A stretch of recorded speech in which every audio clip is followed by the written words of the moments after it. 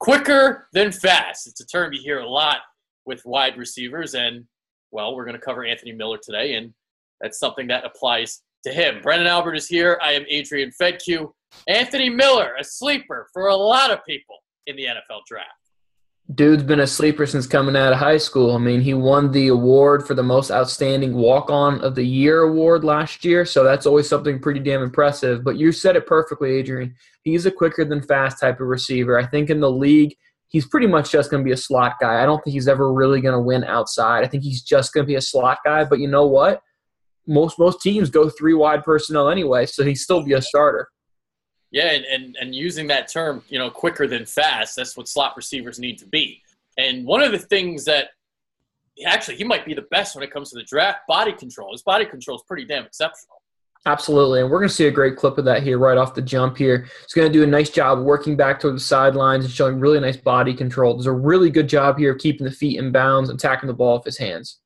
Yeah, look at the hands. Now, he's more of a body catcher, but he shows off the mittens right there. Soft hands along the sideline, gets the knee in bounds. Nice catch. Mm-hmm. So there you go. So do we really need to play these in slow-mo? We want to play these fast, right? Yeah, let's let receivers look at their speed here. Yeah, there you go. We want to see that quicker than fast. And the next clip is going to be a great example of quicker than fast, guys. We're going to see a screen here to the left. Does a nice job of being quicker than fast. All right, the phone booth right there. And getting into the end zone. There you go. So look at that. Gets good blocking. Slithers from the 5 and into the end zone. Beautiful. The next game that we're going to take a peek here at, they played UCF, and I think the score was like 1,000,005 versus 1,000,000. It was just everyone was scoring touchdowns. It was awesome. You're going to see a really nice sluggo route here, and this is going to show his ability to pull away. Now, I'm not saying Anthony Miller's a slug by any means, but I don't think he's necessarily a burner either.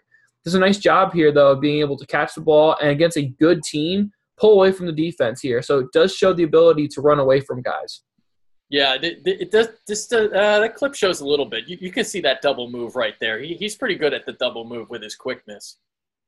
Yeah, I mean, he didn't run at the combine. He was dealing with a lower body injury. Ended up at his pro day being a 4.46, 4.52. So I think he's a true 4.5 guy, which is fine. That's fast enough to get by in the league as a slot receiver. All right, so the next thing we're going to look at right here, this is a beautiful catch over the middle, gets outstretched. Look at this. Beautiful. But you're going to talk about the term stacking, and let us know what it is and what he's doing here. Absolutely. So, unless you're the guys like your Julio Joneses of the world who are true, 4.3 guys, those Calvin Johnsons of the guys, those guys who are just unbelievable speed, you have to win with body positioning a lot of times. So what we're going to see here, the term stacking, guys, is when the receiver gets just in front of the defensive back. If you pause it now, he's doing a really nice job here of getting his body, it's perfect there, Adrian, right in front of the defensive back. So now the defensive back, the only way he can make a play on the ball is by giving pass interference because he'd have to hop all over Anthony Miller's back. These are small things, guys, but slot receivers and guys who maybe aren't those elite level athletes, they have to be fantastic at positioning. Usually you see this more from possession-based guys. Alshon Jeffrey is a great example of a guy who does a really great job at stacking receivers at the top of his route. Anthony Miller, even though he's not that whopping 6'4" type of dude, he's a little smaller slot dude, does a really nice job of stacking. Yeah, maybe we want to play it just a little slow, see if we can get this here so you can see it. And you can see right here, he's starting to pull away, and now he gets right on top of the train tracks, and he knows there's no way this defender can make a play on the ball, and does a great job of going and getting the football here for his quarterback. And because he's stacking, he's able to get outstretched and make that catch. Exactly right, Adrian. So there you go. All right, next couple examples. We kind of talked about it. We've referenced it a little bit. He's a body catcher, and we're going to see two examples of this. So the question I have for you is, can you get away, not say get away with it in the NFL, but can you learn how to catch with your hands? You can, but the problem is it takes time. And the thing is, if you're a body catcher, it means you're letting the ball come into you. What you're really doing is you're sacrificing about a yard. And I say a yard because if you extend your arms out and you attack it, you're pretty much keeping the ball a yard away from the defensive player, whether it's a DB, linebacker, safety, etc. If you're letting the ball get into your chest, you are now giving that defensive player the ability to get his hand around you and the ability to break the play up on a collision much easier. Anthony Miller has a bad tendency of bringing the ball into his chest, but more importantly, his bad habit is double catching the ball. We're going to see a clip of that here in a moment. Yeah, so we see it here, and then I'll just play the next clip too because it's another example of catching the ball with his body. So this is an out route. Ball's kind of behind him, and he catches it. There you go right there. He double catches it. Exactly.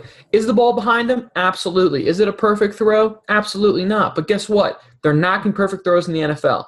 If you need to be an NFL starting receiver, you got to catch the ball with your hands. Double catches it here. That's a little bit of a concern, especially if you're a slot defender. Guess what? You're dealing with traffic more often than not. You're not getting a lot of free access. Memphis was one of those teams who played so much 4 and 5 wide personnel. A lot of times, Anthony Miller is schemed to be wide open because they're running takeoffs from the outside, and he can run the out route because there's 3 wide, 4 wide, 5 wide receivers. Now those safeties and those outside linebackers can't sit in the flats. They have to protect the vertical, so it gives Anthony Miller easy catching angles. In the NFL, you don't have those because in the NFL, the offensive line is not going to be able to block that long. So double catching here is a very, very big concern. He also has a little bit of a ball security issue. He had 5 career fumbles. That's alarming for a receiver. You don't want to see that. Absolutely, his production is through the roof. But 5 career fumbles with a history of double catching in football, that's merit for a fair concern. Yeah. So next thing we're going to look at, it's a stop route. He doesn't come back to the ball, but there's a reason why he doesn't come back to the ball. It's because his route wasn't that good.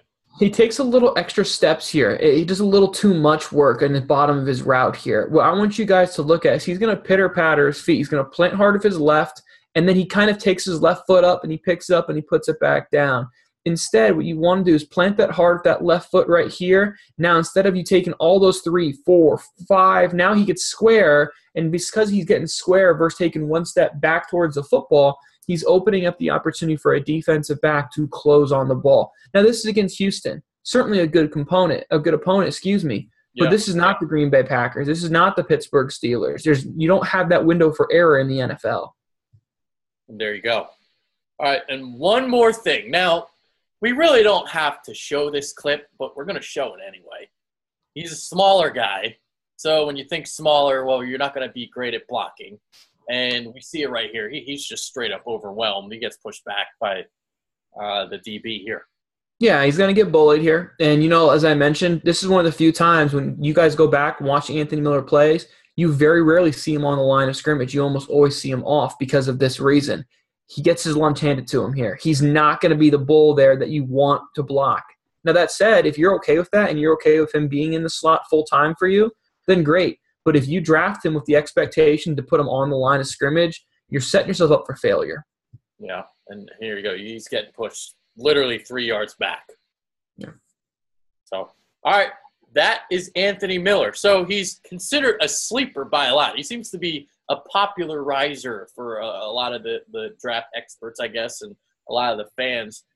Do you like what you saw on tape with him? I like what I see on tape with him, but within expectations, right? I mean, when people put the stats down, you're going to say, whoa, wow, this guy's putting a lot of numbers up. Guys, I understand stats, and, I kind of, talked about this with Shaquem Griffin too. Great stats, but you got to remember, if stats was the only thing that mattered to the NFL, Texas Tech would have the number 1 drafted quarterback every single year, okay? Yeah. So let's not fall in love with stats. And, yes, his numbers here are fantastic here for Miller. But the numbers that aren't awesome, 5'11", 200 pounds, 4'5" guy. He had a nice kind of pro day. Didn't do the combine because he was hurt.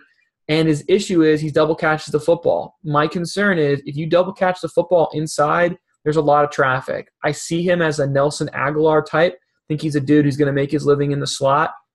And where I see him going is probably in the 60 to 100 range. I think that's a fair landing spot for Anthony Miller.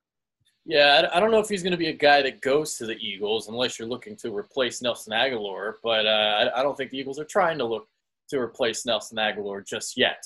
I know he's in the final year of his deal, all that good stuff, but I don't think they'd go to Anthony Miller. So this isn't a pick I think would be realistic for Philly, but solid slot receiver, he's going to be good somewhere else.